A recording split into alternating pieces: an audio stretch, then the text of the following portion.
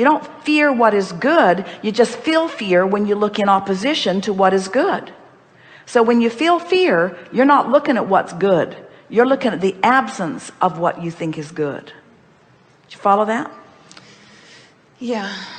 That's the thing to know about your guidance system. In other words, anytime, so let's start in a really obvious place. Who you really are is love. When you are focused upon someone and not loving them, even though you may have good reason by your physical standards, your choice to push against them has you out of whack with the love that is really you. So the emotion that you call hate or anger is nothing more than the disallowance of the love which is natural.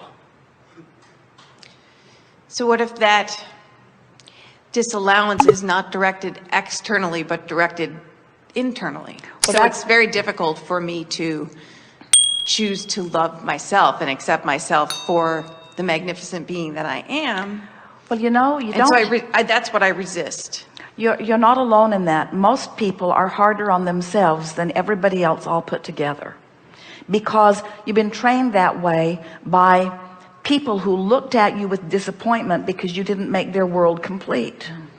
In other words, so many people you've been bumping up against have been looking for love in all the wrong places, and over time it wears you down as you are unable to be that impossible thing that they're asking you to be. That really is a perfect answer, but very hard to hear sometimes. In other words, you've trained yourself away from caring about your alignment and into caring about their approval of where you're at. So when you find yourself having a hard time appreciating yourself, we say it doesn't matter what the object of your love or appreciation is. It only matters that you have one. And sometimes the easiest thing to do is to start with something easy, something that's like your cat or your dog, or someone who has never betrayed you except for that one accident on the carpet. In other words, someone who is easy for you to love, because loving is alignment. And so as you find objects to love, and you find that object to love, and that one and that one and that one, before long you can turn the lens on yourself and still feel love. So start with the easy things first. One more. You see, we can stand here and say, that's just ridiculous that you wouldn't love you, but that doesn't help. We can stand here and say, it's so easy for us to love you, but that doesn't really help. We could even tell you all of the reasons that we love you, but you know what's interesting about that? We don't love you because you're wonderful. We love you because we love. Now, is that painful? Some people say, oh, well, Abraham loves everybody. No big whoopee when they love you. They love everybody. But that's what we want you to come to. In other words, but it's natural to love, and we are so accustomed to the fullness of who we are that when we see you, oh, there is a plethora of things that we get to enjoy, because that's what our vibrational bent is. So it's so easy to see, you see. So we don't ask you to behave this way and this way. We don't say be lovable so we can love you. We say we love you, be however you choose to be. Our love for you is not dependent upon your behavior. Our love for you is unconditional, and that's the way we want you to be. We want you to experience the deliciousness and the naturalness of loving in spite of what's going on, you see. That's why so many people think that they need to control so many things, because when I look at that, I feel love. When I look at that, I don't. So we need to wrestle that to the ground and kill it, because I might see it again and it might force me to not feel love, which doesn't feel good. So we need to eradicate that. We need to wipe that off the face of the earth so that I never have to feel this way again, because I have no ability to focus over there as long as that exists. You see. So that's what we're saying, the same thing to you. You just have to decide how you want to feel, and then just start with easy things until you get the hang of it. People have trained each other. People have trained you. They've said to you, if you behave in this way, I will love you. And so you just knocked yourself out being lovable, just knocked yourself out being lovable, but you weren't knocking yourself out being in alignment. So you never felt the love that you thought you were eliciting from others. That's why it's so confusing, you see. There have been times, one time in particular, where I can remember being very much in alignment and understanding exactly what you just said, and how operating from that place of being loving and loving myself and able to love everything that kind of came across my path during that time, things just fell out of the way like dominoes. I mean, it was extraordinary. It's nice that you have that memory, because that's exactly what we're talking about. And that's where the fear begins to come in, because it happened so fast and things went so beautifully, so quickly. So why do you fear that? That I panicked. Like, I think the deserving came in. Like, I don't deserve all this So wonderful. you did shoot yourself in the foot, but you wouldn't be so likely to do it next time. In other words, now you understand what happened more, you see. It's really lovely when someone loves you and holds you as their object of attention and just showers their love.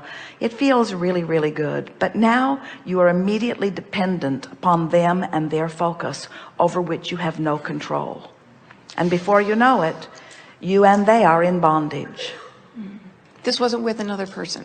This occurred as a function of my actually forgiving several people who had hurt me early in my experience. Well, do you know what forgiveness is? Forgiveness is withdrawing attention from the thing that's keeping you out of the vortex.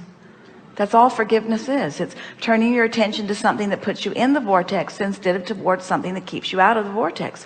So forgiveness is just returning to your vortex. That's all it is.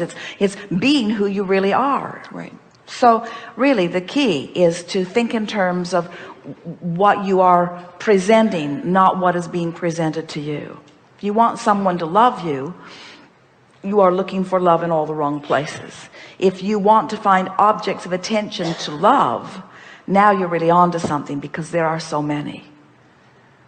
One night, in an effort to just get into the vortex, in the midst of some troubling things that were active in Esther's experience, she just focused upon her new pillow and just appreciated that pillow. It sounds ridiculous that the pillow was her easiest object of attention.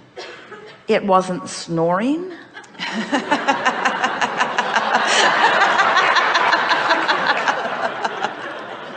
It wasn't asking anything of her. In other words, it was just something to softly appreciate. And that's really all that get into the vortex requires, is just finding something that you can focus upon that is absent of resistance, and holding your attention upon this thing that is absent of resistance for as little as 17 seconds, at which point it will join something equal in vibrational equilibrium.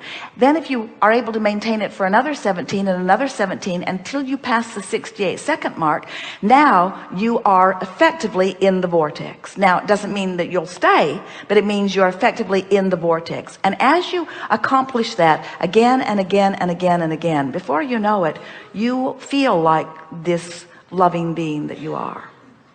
Something that we've been dancing around in this conversation and the one before and even the one before is that every subject is really two subjects. It's like picking up the stick, and on one end of it is really what you've become, all that you've become on the active subject, and on the other end of it is the exact opposite of that, because every wave is that which is wanted and absence of it. So when you really want something, the other end of it is really unwanted. When you sort of want something, the other end of it is sort of unwanted. They are equal in their power. And so when you you've experienced something that you've wanted, something that you knew from the day you were born, and something that you've been seeking every day since, because innately you know you're supposed to feel like that and have been reaching for that. Once you sort of blundered into it because you didn't know what combinations of thoughts or events or situations caused you to be that cooperative component to all that alignment, it's logical that in the experiencing of the ecstasy on that end of the stick of alignment, that your rational mind would say, but what about the other end? It's what people mean when they say they're waiting for the other shoe to drop. Yeah.